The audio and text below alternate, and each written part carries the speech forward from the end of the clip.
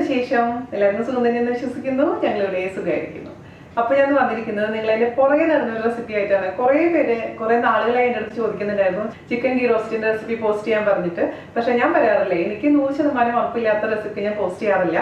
അപ്പോൾ ഒരുപാട് തവണ ഞാൻ ട്രൈ ചെയ്തിട്ടുള്ള റെസിപ്പികളിൽ ഒന്നാണ് ചിക്കൻ ഗീ റോസ്റ്റ്. പക്ഷെ എനിക്ക് ഒരു പെർഫെക്ഷൻ ഇതുവരെ കിട്ടിയിട്ടുണ്ടായിരുന്നില്ല. അപ്പോൾ കഴിഞ്ഞ ദിവസം ഞാൻ ട്രൈ ചെയ്തപ്പോൾ ജാൻചേട്ടൻ അപ്രൂവ് ചെയ്തു, നന്നായിട്ടുണ്ട്, നീ ധൈര്യമായിട്ട് ഇട്ടോളാൻ പറഞ്ഞിട്ടുണ്ടായിരുന്നു. ആ ധൈര്യത്തിന് പുറത്താണ് ഞാൻ ഇന്ന് വീഡിയോ ചെയ്തിരിക്കുന്നത്. അപ്പോൾ നിങ്ങൾ തീർച്ചയായിട്ടും തയ്യാറാക്കി നോക്കുക. ഗീ ഇഷ്ടപ്പെടുന്നവരും ചിക്കൻ ഗീ റോസ്റ്റ് ഇഷ്ടപ്പെടുന്നവർക്കും തീർച്ചയായിട്ടും ഇഷ്ടപ്പെടുമെന്ന് തന്നെയാണ് ഞാൻ വിശ്വസിക്കുന്നത്. അതുപോലെ തന്നെ ഞാൻ ഇന്നലെ പോസ്റ്റ് ചെയ്തിട്ടുണ്ടായിരുന്ന കോക്കനട്ട് എനർജി ബോൾസ് ഇല്ലേ, ആ റെസിപ്പി ഒരുപാട് പേര് കണ്ടിട്ടില്ല. നിങ്ങൾ വെറൈറ്റി റെസിപ്പീസ് ഇടാൻ പറയുന്നതുകൊണ്ടാണ് ഞാൻ ഇതെല്ലാം ഇടുന്നത്. അവ കാണാത്തവർ കാണാൻ മറക്കരുത്. ഇതിന് കോമ്പിനേഷൻ ആയിട്ട് നമുക്ക് നീർദോശ സെർവ് ചെയ്യാം, അപ്പം, അതുപോലെ തന്നെ white rice, ghee rice, butter rice, അങ്ങനെ ഒരുപാട് വെറൈറ്റീസിന്റെ കൂടെ നമുക്ക് സെർവ് ചെയ്യാൻ പറ്റുന്ന ഒരു ഐറ്റമാണ് ചിക്കൻ ഗീ റോസ്റ്റ്. അപ്പോൾ നിങ്ങൾ എല്ലാവരും ട്രൈ ചെയ്ത് നോക്കിയിട്ട് ഫീഡ്ബാക്ക് പറയാൻ മറക്കരുത്. ഫീഡ്ബാക്ക് പറഞ്ഞു കഴിഞ്ഞാൽ തന്നെയാണ് എനിക്ക് കൂടുതൽ റെസിപ്പീസ് തയ്യാറാക്കാൻ തോന്നുള്ളൂ. അപ്പോൾ ഒട്ടും താമസിച്ചാണ് നമുക്ക് എങ്ങനെയാണ് ടേസ്റ്റി ആയിട്ടുള്ള ചിക്കൻ ഗീ റോസ്റ്റ് തയ്യാറാക്കാം എന്ന് നോക്കിയിട്ട് വരാം. ഓക്കെ, അപ്പോൾ നമുക്ക് ചിക്കൻ ഗീ റോസ്റ്റ് ഉണ്ടാക്കാൻ തുടങ്ങിയാലോ? അതിന് വേണ്ടിയിട്ട് ഞാനിവിടെ 1 കിലോ ചിക്കൻ എടുത്തിട്ടുണ്ട്. ഞാനിപ്പോൾ ഇവിടെ എടുത്തിരിക്കുന്നത് ഫ്രഷ് ചിക്കൻ ആണ് കേട്ടോ. അതേസമയം നിങ്ങളുടെ അടുത്ത് ഫ്രഷ് ചിക്കൻ ഇല്ല എന്നുണ്ടെങ്കിൽ ഫ്രോസൺ ചിക്കൻ വെച്ചിട്ടും ഉണ്ടാക്കാം. ഇതിപ്പോൾ എല്ലോട് കൂടിയിട്ടുള്ള ചിക്കനാണ് ഞാൻ എടുത്തിരിക്കുന്നത്. അപ്പോൾ കുട്ടികൾക്ക് ചിക്കൻ ബ്രസ്റ്റ് വെച്ചിട്ടും നമുക്കത് ഉണ്ടാക്കാം. അപ്പോൾ ആദ്യം തന്നെ ഇത് സ്കിന്നൊക്കെ റിമൂവ് ചെയ്തിട്ട് വളരെ ചെറിയ കഷ്ണങ്ങളാക്കി മുറിച്ച് വെച്ചിരിക്കുന്ന ചിക്കനാണ്. ഞാനിപ്പോൾ ചിക്കനിലോട്ട് ഒരു 10 മിനിറ്റ് നേരം 2 ടേബിൾ സ്പൂൺ വിനീഗറും 1 ടീസ്പൂൺ ഉപ്പും കൂടിയിട്ട് മിക്സ് ചെയ്ത് ഒരു 10 മിനിറ്റ് വെച്ചു. അതിനുശേഷം നന്നായി വാഷ് ചെയ്ത് പലതവണ വാഷ് ചെയ്ത് ഒട്ടും തന്നെ വെള്ളമില്ലാതെ വെച്ചിരിക്കുന്ന ചിക്കൻ്റെ പീസസ് ആണിത്. ഇത് നമുക്ക് മാറ്റി വയ്ക്കാം. ഇനി നമുക്ക് എന്താ ചെയ്യേണ്ടതെന്ന് വെച്ച് കഴിഞ്ഞാൽ ഈ ചിക്കന് മിനിമം അരമണിക്കൂറെങ്കിലും മാരിനേറ്റ് ചെയ്ത് വെക്കണം. കൂടുതൽ സമയം മാരിനേറ്റ് ചെയ്ത് വെക്കുകയാണെങ്കിൽ അത്രയും നന്നായിരിക്കും. അപ്പോൾ നിങ്ങൾക്ക് ഓവർനൈറ്റ് മാരിനേറ്റ് ചെയ്ത് വെക്കാൻ പറ്റുകയാണെന്നുണ്ടെങ്കിൽ ഏറ്റവും ബെസ്റ്റ് ആയിരിക്കും. നമുക്ക് അതിന് വേണ്ടിയിട്ട് ഒരു പാത്രം എടുക്കുക. ആ ഒരു പാത്രത്തിലോട്ട് 6 ടേബിൾ സ്പൂൺ തൈര് ചേർത്ത് കൊടുക്കുക. ഒരു ഉദ്ദേശ കണക്കാണ് 6 ടേബിൾ സ്പൂൺ എന്ന് പറയുന്നത്. കട്ടത്തൈരാണ്, ചെറിയ പുളിയുള്ള തൈര് വേണം, ഒരുപാട് പുളി വേണ്ട. എന്നിട്ട് ആദ്യം തന്നെ ഇത് നന്നായിട്ട് ഒരു ഫോർക്ക് വെച്ചിട്ട് ബീറ്റ് ചെയ്ത് കൊടുക്കുക. ഇതിൻ്റെ കട്ടൊന്ന് ഉടയാൻ വേണ്ടി മാത്രമാണ്. മോര് വേണ്ട, തൈര് തന്നെ വേണം കേട്ടോ, എന്നാലാണ് നല്ല തിക്കായിട്ടുള്ള ഗ്രേവി നമുക്ക് കിട്ടുള്ളൂ. ഓക്കെ, ഈ തൈരിലോട്ട് നമുക്ക് കുറച്ച് പൊടികളും ജിഞ്ചർ ഗാർലിക് പേസ്റ്റൊക്കെ ചേർത്ത് മിക്സ് ചെയ്തതിന് ശേഷമാണ് ഇതിലോട്ട് നമ്മുടെ ചിക്കൻ ഇട്ടിട്ട് മാരിനേറ്റ് ചെയ്ത് വെക്കേണ്ടത്. ഓക്കെ, നമുക്ക് തൈരിലോട്ട് ആദ്യം ഒരു അല്പം മഞ്ഞൾപ്പൊടി ചേർത്ത് കൊടുക്കുക. ഒരു 2 നുള്ളൊക്കെ മതിയാവും കേട്ടോ. മഞ്ഞൾപ്പൊടി ചേർത്ത് കൊടുത്തിട്ടുണ്ട്. ഇനി ഞാൻ ചേർക്കാൻ പോകുന്നത് 1 ടീസ്പൂൺ കാശ്മീരി ചില്ലി പൗഡർ ആണ്. നല്ലൊരു കളർ കിട്ടാൻ വേണ്ടിയിട്ടാണ് കാശ്മീരി ചില്ലി പൗഡർ ഉപയോഗിക്കുന്നത്. അതേപോലെ തന്നെ എരിവുള്ള മുളക് പൊടി 1 ടീസ്പൂൺ. പിന്നെ നമുക്ക് വേണ്ടത് ഒരു 1/2 ടീസ്പൂണോളം മല്ലിപ്പൊടി. അതുപോലെ തന്നെ 1 table spoon ginger garlic paste 1 table spoon ഇട്ട് കൊടുക്കുക. ഫ്രഷ് ആണെങ്കിൽ കുഴപ്പമില്ല, നമ്മളെടുത്ത് തയ്യാറാക്കി വെച്ചിരിക്കുന്നതാണെങ്കിലും കുഴപ്പമില്ല. ഇനി അതിലേക്ക് ചേർത്ത് കൊടുക്കേണ്ടത് ഒരു 1/2 ടീസ്പൂണോളം പെപ്പർ പൗഡർ ആണ്. അടുത്തതായിട്ട് 1 ടേബിൾ സ്പൂണോളം ചെറുനാരങ്ങ നീര്. അവസാനം പാകത്തിന് ഉപ്പ്. ഞാൻ 1 ടീസ്പൂണോളം ഉപ്പ് ചേർത്ത് കൊടുത്തിട്ടുണ്ട്. ഇത് നന്നായി അങ്ങ് മിക്സ് ചെയ്ത് കൊടുക്കുക. ഇപ്പോൾ കാശ്മീരി ചില്ലി പൗഡർ ഇല്ലാന്നുണ്ടെങ്കിൽ സാധാരണ മുളക് പൊടി, എരിവുള്ള മുളക് പൊടി ഒരു 1.5 ടീസ്പൂണൊക്കെ ചേർത്താൽ മതിയാവും കേട്ടോ. എന്നിട്ട് ഇതിൻ്റെ ഉപ്പ് രസമൊക്കെ ഒന്ന് നോക്കുക, ടേസ്റ്റ് നോക്കുക. അതിന് ശേഷം നമുക്ക് ചിക്കൻ ഇട്ടതിന് ശേഷം ഞാനിപ്പോൾ 1 മണിക്കൂർ നേരം മാരിനേറ്റ് ചെയ്ത് വെക്കാൻ പോവാണ് ഫ്രിഡ്ജിൽ. പുറത്ത് വെച്ചാലും കുഴപ്പമില്ല, ഫ്രിഡ്ജിൽ അടച്ച് വെക്കുകയാണെന്നുണ്ടെങ്കിൽ പെട്ടെന്ന് തന്നെ അതിലോട്ടങ്ങ് കഷ്ണങ്ങളിലോട്ടൊക്കെ ഈ മസാലയൊക്കെ പിടിച്ചോളും. അതിന് വേണ്ടിയിട്ടാണ് ഫ്രിഡ്ജിൽ വെക്കാൻ പറയുന്നത്. ഫ്രിഡ്ജിലാണ്, ഫ്രീസറിലല്ല കേട്ടോ. ഓക്കെ, ഇതിൽ ആവശ്യത്തിന് പുളിയും ഉപ്പും ഒക്കെ ഉണ്ട്. ഇനി ഇതിലോട്ട് നമുക്ക് നന്നായിട്ട് വാഷ് ചെയ്തിട്ട് ഒട്ടും തന്നെ വെള്ളമില്ലാത്ത ചിക്കൻ്റെ പീസസ് ചേർത്ത് കൊടുക്കാം. ഞാൻ എപ്പോഴും വളരെ ചെറുതായിട്ടാണ് ചിക്കൻ്റെ പീസസ് മുറിക്കാറുള്ളത്. നിങ്ങൾക്ക് വേണമെന്നുണ്ടെങ്കിൽ വലുതാക്കിയും മുറിക്കാവുന്നതേ ഉള്ളൂ. ഓക്കെ, എല്ലാ ചിക്കൻ്റെ പീസസിലോട്ടും ഈ മസാല എത്തിയെന്ന് ഉറപ്പ് വരുത്തുക. അതിന് ശേഷം നമുക്കിത് അടച്ച് ഫ്രിഡ്ജിലങ്ങ് വെക്കുക. 1 മണിക്കൂറിന് ശേഷം നമുക്കിതങ്ങ് കുക്ക് ചെയ്യാൻ തുടങ്ങാം. അപ്പോൾ ഇത് ഞാൻ ഫ്രിഡ്ജിൽ വെച്ചിട്ട് വരാം കേട്ടോ. അപ്പോൾ നമ്മൾ ചിക്കൻ മാരിനേറ്റ് ചെയ്തിട്ട് ഫ്രിഡ്ജിൽ വെച്ചിട്ടുണ്ട്. ഇനി ഇതിലേക്ക് വേണ്ടിയിട്ടുള്ള മസാലക്കൂട്ട് റെഡിയാക്കണം. അതിന് വേണ്ടി ഒരു കടായി എടുക്കുക. അതിലോട്ട് നമുക്ക് 1 ടേബിൾ സ്പൂൺ നെയ്യ് ഒഴിച്ചു കൊടുക്കാം. ഇപ്പോൾ ഗീ ചിക്കൻ ആയതുകൊണ്ട് നമ്മളിതിൽ ഗീയാണ് ആഡ് ചെയ്യുന്നത് കേട്ടോ. 1 ടേബിൾ സ്പൂണോളം ഗീ ഒഴിച്ചു കൊടുത്തിട്ടുണ്ട്, നെയ്യ് ഒഴിച്ചു കൊടുത്തിട്ടുണ്ട്. അതൊന്ന് മെൽറ്റ് ആവട്ടെ. അപ്പോൾ നെയ്യ് ഉരുകിയിട്ടുണ്ട്. നമുക്കിത് ചെറിയ തീയിലിട്ടതിന് ശേഷം ഇതിലോട്ട് ഒരു 1/2 ടീസ്പൂണോളം കുരുമുളക്, മൊത്തത്തിലുള്ള കുരുമുളക്. സ്പൈസസ് ഒക്കെ ഹോളായിട്ടാണ് ഇടുന്നത്, പൊടിയായിട്ടല്ല ഇടുന്നത്. ഇനി നമുക്ക് വേണ്ടത് 1 ടേബിൾ സ്പൂൺ മല്ലി, മൊത്തത്തിലുള്ള മല്ലി. 1/2 ടീസ്പൂണോളം പെരിഞ്ജീരകം, അതായത് ഫെനൽ സീഡ്സ്. 1/4 ടീസ്പൂണോളം ക്യുമിൻ സീഡ്സ്, അതായത് നല്ല ജീരകം. വളരെ കുറച്ച് മാത്രം, 1 നുള്ളു മാത്രം ഉലുവ. ഉലുവ ഒരുപാട് കൂടാൻ പാടില്ല, ഒരു 10 എണ്ണൊക്കെ വരും ഉലുവ ഇട്ട് കൊടുത്തിരിക്കുന്നത്. 3 ഗ്രാമ്പു, ഒരു ചെറിയ കഷ്ണം പട്ട. പിന്നെ അതിലേക്ക് നമുക്ക് വേണ്ടത് ഒരു ചെറിയ കഷ്ണം ഇഞ്ചി ചെറുതാക്കി അങ്ങ് അരിഞ്ഞിട്ട് കൊടുക്കാം.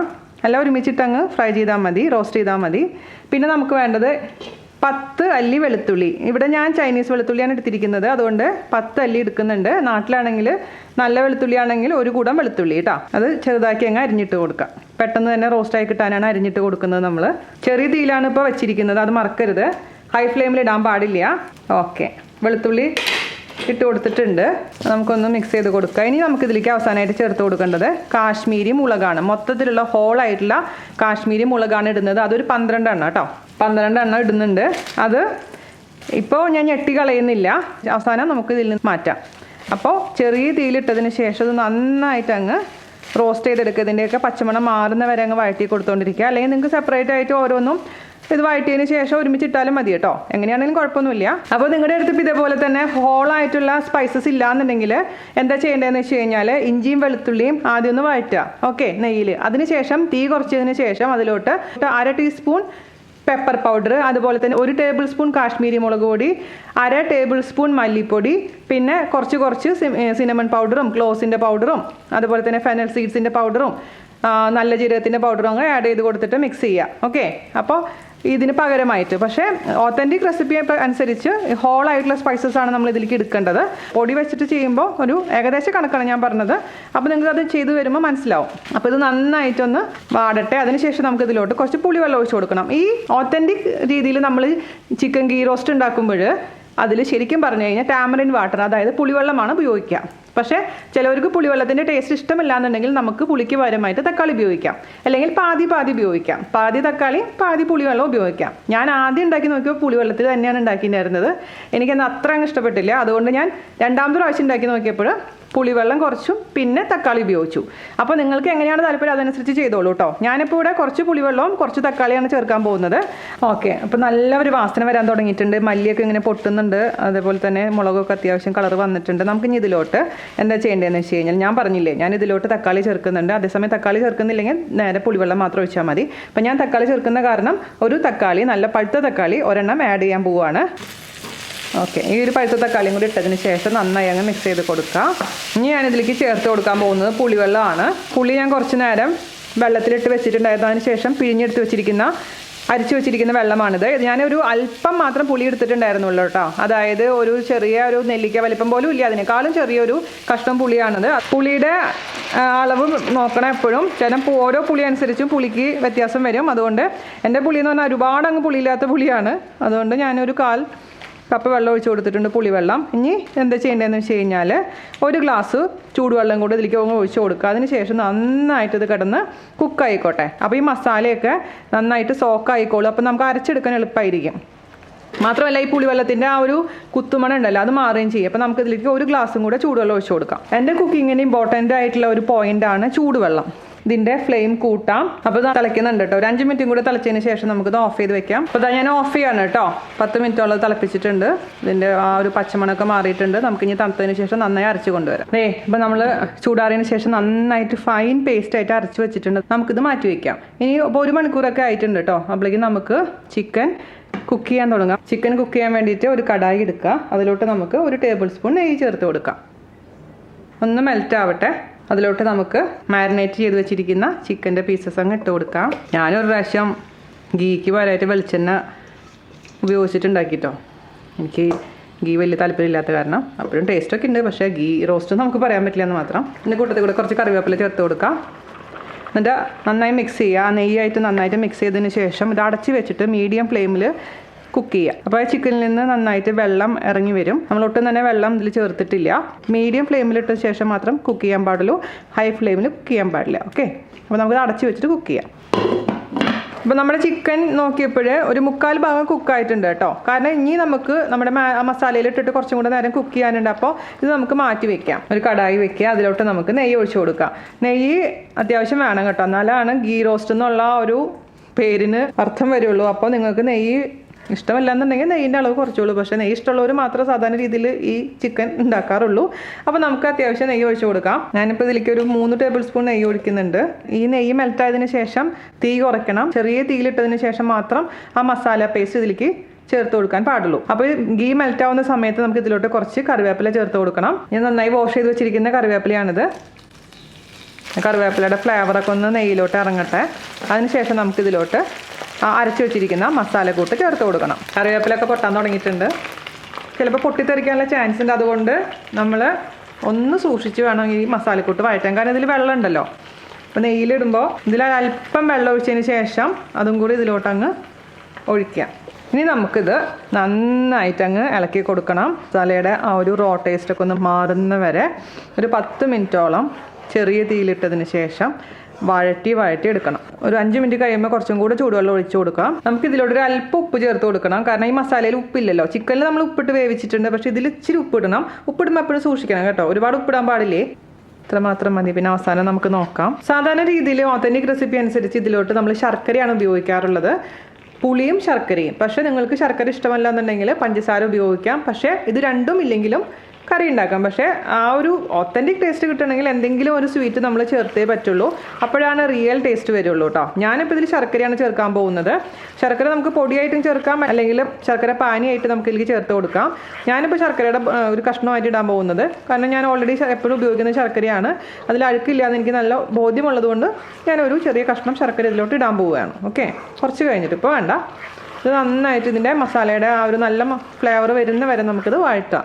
ഒരു 5 മിനിറ്റ് കഴിഞ്ഞിട്ടുണ്ട്. ഒന്ന് വരണ്ട് വരുന്നിട്ടുണ്ട്. അതിലോട്ട് നമുക്ക് ഒരു 1/2 ഗ്ലാസും കൂടെ ചൂടുവെള്ളം ഒഴിച്ച് കൊടുക്കാം. മാക്സിമം ഇത് നന്നായിട്ട് ആ ഫ്ലേവർ കംപ്ലീറ്റ് നല്ലൊരു ഫ്ലേവർ വരുന്ന വരെ നമ്മളിത് വഴറ്റണം. അപ്പോൾ സമയം എടുത്ത് വഴറ്റണം കേട്ടോ. എന്നാലാണ് നമ്മൾ ഉദ്ദേശിക്കുന്ന ആ റിയൽ ആയിട്ടുള്ള ഒത്തൻറ്റിക് ടേസ്റ്റ് കിട്ടുള്ളേ. നിങ്ങൾ ധൃതി പിടിച്ച് ചെയ്തിട്ടുണ്ടെങ്കിൽ നമ്മൾ ഉദ്ദേശിക്കുന്ന ടേസ്റ്റ് കിട്ടില്ല. അതുകൊണ്ട് ഇതൊക്കെ ചെയ്യുമ്പോൾ ഒരു ക്ഷമയോട് കൂടി ചെയ്താൽ മാത്രമാണ് ശരിയാവുള്ളൂ. അത് ഞാനൊന്ന് മൂടി വെച്ചിരിക്കുകയായിരുന്നു കാരണം ഇത് പൊട്ടിത്തെറിക്കുന്നുണ്ടായിരുന്നു. അപ്പോൾ ഇടയ്ക്ക് ഒന്ന് തുറന്ന് ഇളക്കി കൊടുത്താൽ മതി. കാരണം അല്ലെങ്കിൽ ഈ മസാല മുഴുവൻ പുറത്തേക്ക് അങ്ങ് തെറിച്ച് പോകും. റെഡി ആയിട്ടുണ്ടെങ്കിൽ ഇതിൻ്റെ മേലെ നെയ്യ് ഇങ്ങനെ തെളിഞ്ഞ് വരും.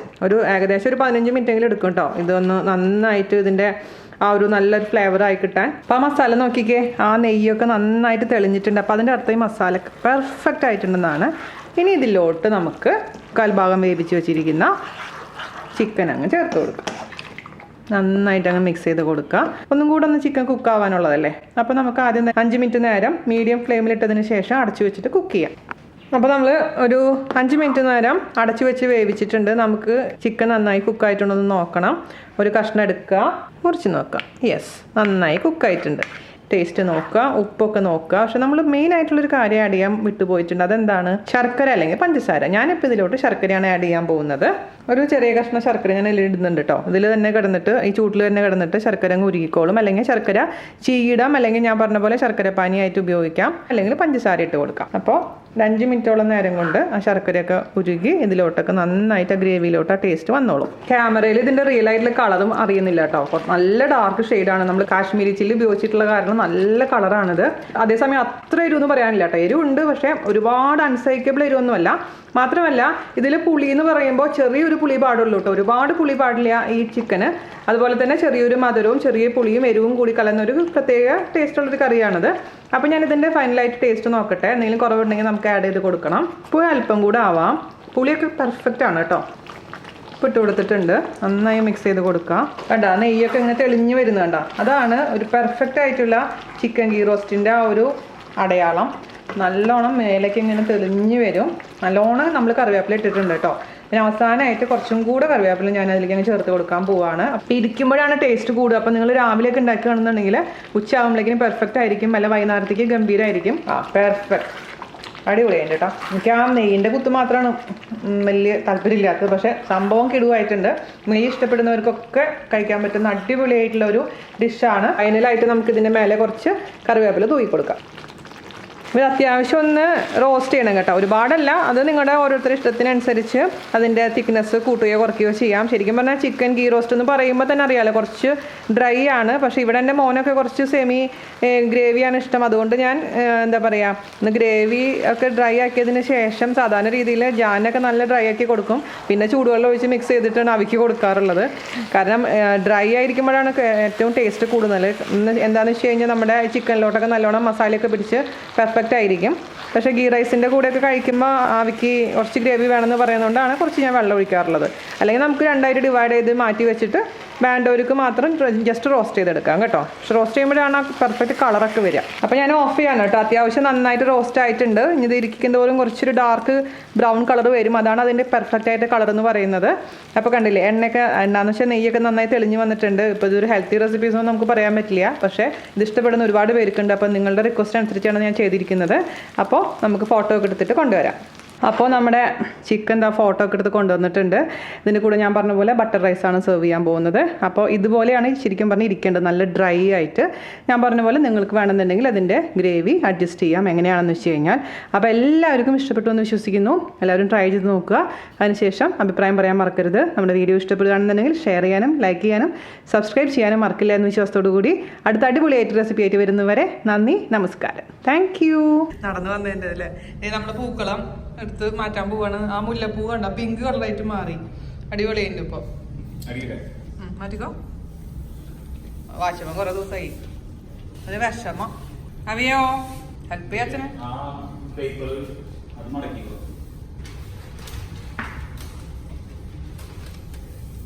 ഓർക്കിഡ് കളയാനൊരു സങ്കടം.